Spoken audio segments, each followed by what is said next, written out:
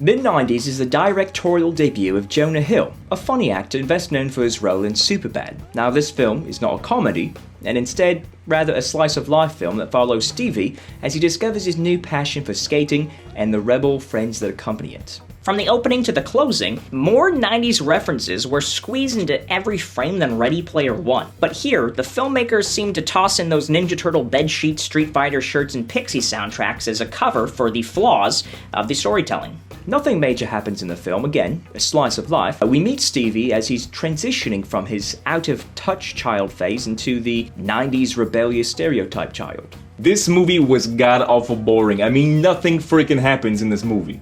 Nothing. The movie opens with Stevie getting beat up by his older brother, but we're never really shown why. This is a running theme throughout the film. You have a lot of things that happen that have no explanation, they just start and stop abruptly.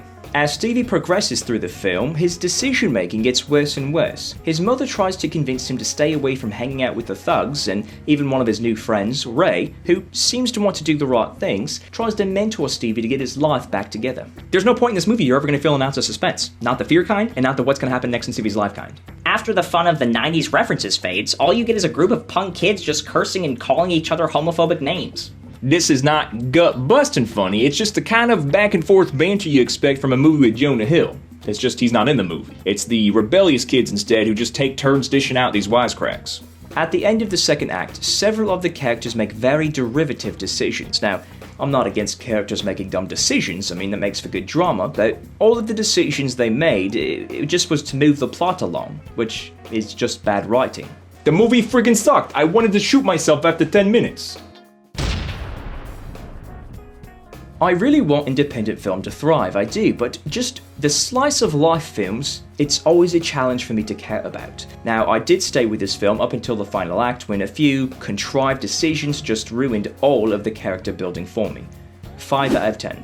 I enjoyed the 90s references that reminded me of my childhood growing up, but the nostalgia faded very quickly with the boredom. So, 2 out of 10. There was some pretty good stoner banter, but, it got really repetitive, like most things in the 90s. 4 out of 10. You're basically watching a couple days in the lives of some skater kids. No suspense to be found. 0 out of 10.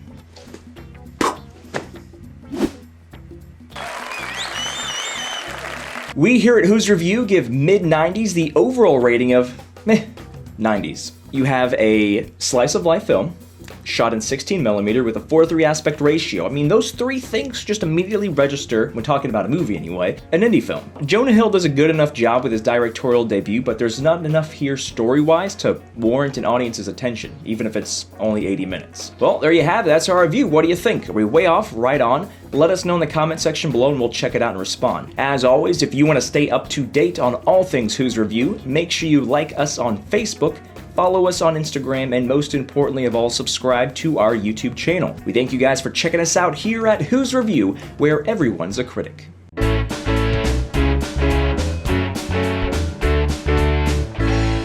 The overall rating of meh 90s. Meh. Of meh 90s.